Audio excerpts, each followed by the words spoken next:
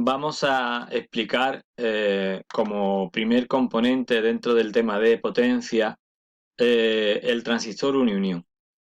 Lo primero que hay que comentar es que no se trata propiamente de un componente de potencia, ya que como veis aquí se utiliza como generador de impulso de disparo para tiristores y fundamentalmente.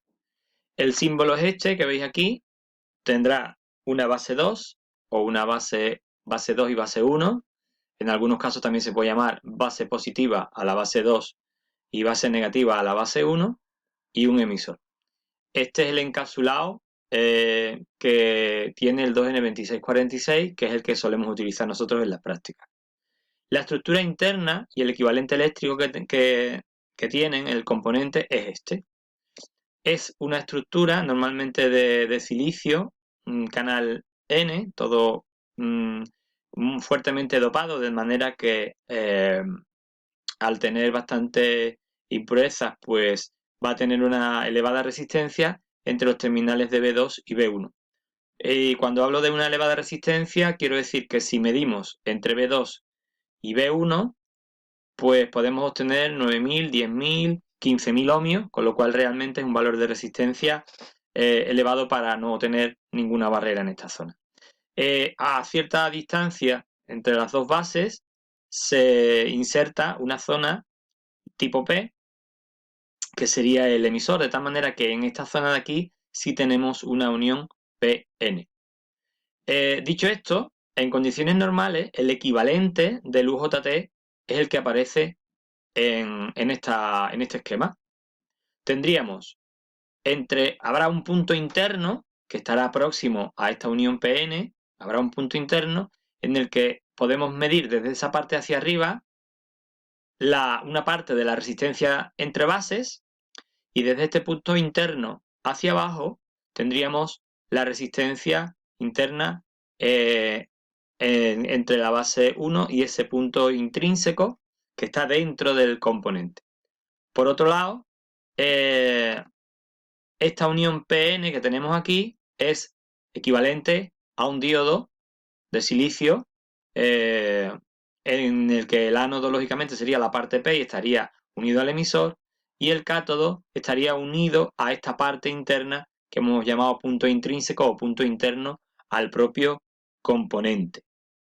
De tal manera que, si queréis, podemos ver aquí en el texto, bueno, es un componente que posee 3 terminales, se utiliza fundamentalmente como generador de pulsos de disparo para tiristores y trías.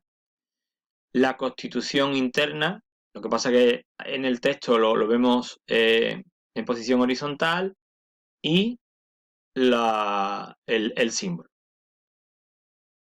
Aquí tenéis un circuito en el que vemos que efectivamente esta resistencia equivalente R2 va a ser más alta que esta resistencia R1.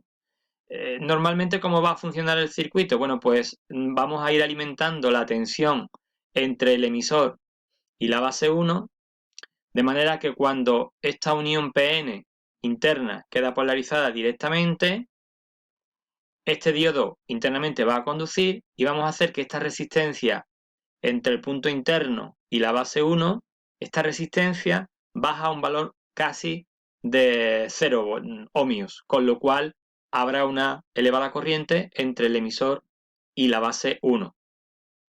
Todo esto lo explica aquí el libro, nos dice cómo averiguar esa tensión interna, y a la relación entre R1 y la suma de las dos resistencias internas o la resistencia interbases, que sería lo mismo, lo llama relación intrínseca y se puede calcular de esta manera. ¿Veis? Aparece aquí, representa la relación intrínseca existente entre la tensión V1, que hemos dicho que es esta tensión, o sea, la tensión interna, para calcularla, y lógicamente la tensión aquí tendrá que ser 0,7 voltios superior a la tensión intrínseca o interna, ¿vale? Por ejemplo, aquí en el libro nos habla de una tensión de 10,2 voltios, luego necesitaríamos 10,9 voltios en este punto, en el emisor, para que el UJT empezase a conducir de emisor a base y esta resistencia interna se hiciese casi cero. La gráfica, pues la podíais ver aquí. Es decir, realmente lo que hacemos es que tenemos que ir aumentando la tensión. La tensión, hay prácticamente muy poca corriente, casi nula o muy pequeña debido a la elevada resistencia, hasta que si llegamos a la 0,7 voltios por encima de la tensión intrínseca, pues se produce una disminución de la tensión entre emisor y base 1 y un aumento de la corriente. Aplicaciones, pues por ejemplo este circuito, que además es el que vamos a ver después en algún ejercicio. ¿Cómo funcionaría? Bueno, pues en principio, una vez que nosotros alimentemos el circuito y por primera vez cuando este condensador todavía no ha empezado a cargarse, se puede calcular la tensión intrínseca que habría en el interior del UJT. Este condensador se va a ir cargando de manera que cuando llegue a la tensión necesaria para que el emisor polarice correctamente a la unión PN interna, pues se va a descargar a través de la R1. Si no recuerdo mal, aquí lo tenéis, perfecto, aquí lo tenemos, ¿veis? El circuito es el mismo, y aquí vemos cómo la tensión en el condensador C1 pues irá subiendo y se descargará más o menos bruscamente, y por cada descarga provocará en los extremos de esta R1, que es externa al UJT, un pulso. Una vez que ha producido el pulso y el condensador se ha descargado, pues se repite el proceso. El condensador vuelve a cargarse y vuelve a producirse otro pulso, que serán los pulsos que se utilicen normalmente. Vamos a verlo con un ejercicio. Por ejemplo, vamos a ampliar un poquito esto. Mirad, disponemos de un generador de pulsos con un UJT. Queremos saber cuánto tiempo tardará en generar el primer impulso desde que se alimente el circuito. Y el esquema equivalente del UJT, pues nos lo tienen que facilitar. O nos dan el esquema equivalente o nos dan el valor de la relación intrínseca, como hemos visto o como podéis ver vosotros mismos en el texto, en el libro de teoría. ¿Vale? Mirad, el circuito es este. Habitualmente lo que hacemos es sustituir el UJT por su equivalente. Lo tenemos aquí en rojo. El equivalente sería, si os dais cuenta, tenemos una resistencia de 100 ohmios, la resistencia de 100 ohmios, entre B2 y B1, una resistencia de 5K y otra de 12, que son RB2 y RB1, 5K y 12K, que es lo que aparece aquí, y después de B1 hacia masa, la resistencia de 50 ohmios, y aquí estaría el emisor. Bien, este emisor está conectado entre el condensador y masa, es decir, vamos a intentar calcular qué tensión necesitamos en el punto E para que el UJT conduzca y nos dé el primer impulso. Lo primero, calculamos la tensión en el punto interior P o punto intrínseco. Entonces, esto realmente es un circuito serie en el que hay 4 resistencias. Pues dividimos la tensión total, 10 voltios, entre la suma de las 4 resistencias, que serán los 100 ohmios, que lo hemos pasado acá, 0,1K, más la RB2 más la RB1, más los 50 ohmios, que serían 0,05K. Esto realmente lo que nos está dando es la intensidad por esta rama. Para la tensión entre el punto P y masa, multiplicamos esta intensidad por la suma de estas dos resistencias, tal como tenemos aquí.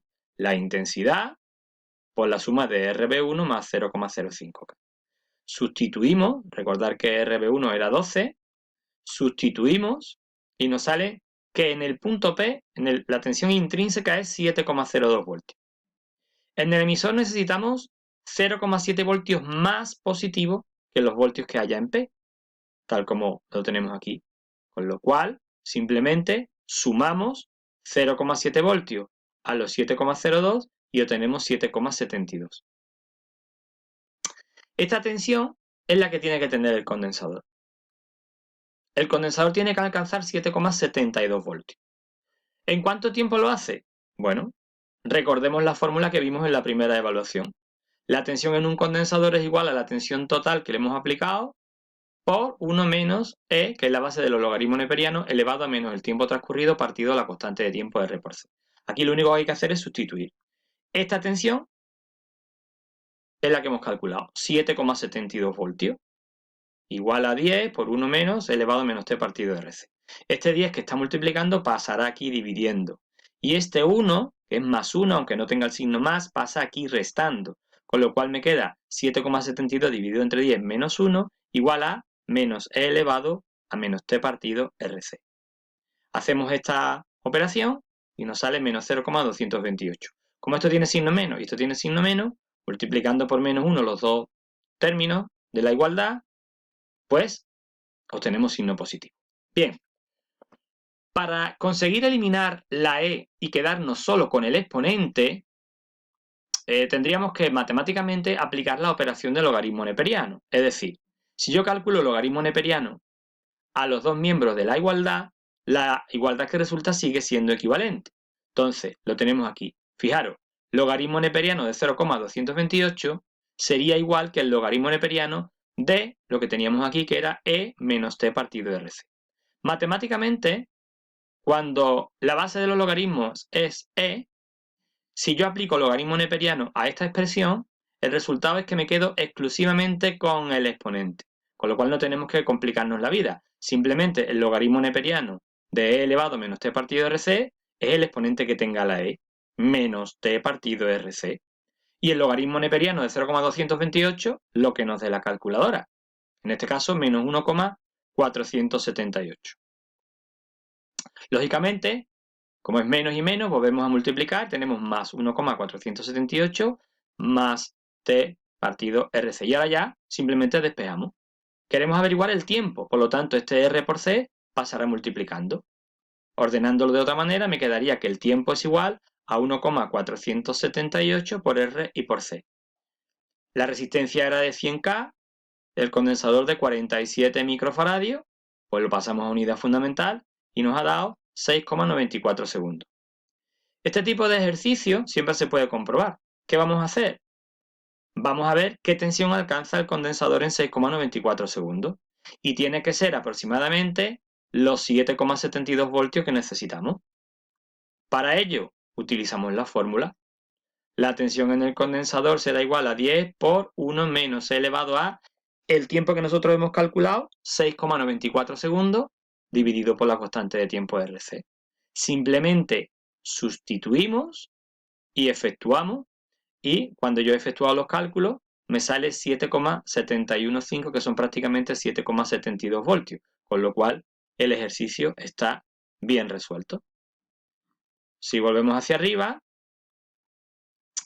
pues este generador, desde que yo aplico la tensión por primera vez, tardará 6,94 segundos, tardará 6,94 segundos en alcanzar los 7,72 voltios necesarios. Los siguientes pulsos van a ser todos de la misma frecuencia, es decir, se van a estos pulsos, que lo podemos ver aquí, después van a ser todos más o menos iguales. Si bien es cierto que el primer pulso siempre tardará un poquito más, porque el condensador, una vez que se descarga, puede que no llegue a descargarse totalmente a cero y las siguientes cargas, pues a lo mejor ya empieza con un poquito de tensión. Pero habitualmente, siempre en los ejercicios que hagamos, se nos pedirá o bien el tiempo, siempre desde que se conecta por primera vez, porque ya digo que los siguientes pulsos son ligeramente inferiores, a no ser que realmente, pues, la resistencia, como tenemos aquí, si la resistencia es suficientemente baja, pues la verdad es que el condensador se va a descargar de forma muy rápida, muy brusca y casi va a llegar a cero.